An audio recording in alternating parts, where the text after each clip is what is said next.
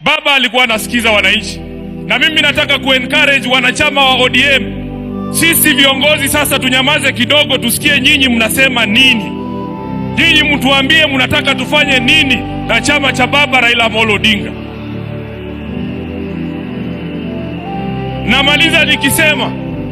Namaliza nikisema Baba Raila Amolo Odinga alizungumza wazi mbele ya nchi nzima tarehe 22 mwezi uliopita mbele ya hawa wabunge katika hoteli ya Agile pale Nairobi. Baba aliongea kwa kinywa chake mwenyewe, na waomba viongozi msiingize maneno kwa mdomo ya mtu ambaye amelala. Alisema yeye mwenyewe, akasema kama chama lazima tujiandae kwa ajili ya uchaguzi wa mwaka 2027.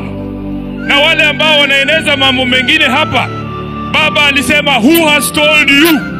Who has told you? Who has told you?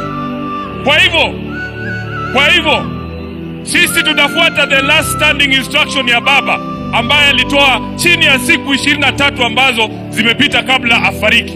Kwa hayo mengi, ni jukumu langu pia kama katibu mkuu wa chama, Mheshimiwa Rais, ilinivunja moyo sana kwamba Baba alitoka Nairobi bila kusikia sauti za watu wa Nairobi wakisema tuko tayari. Sasa ni jukumu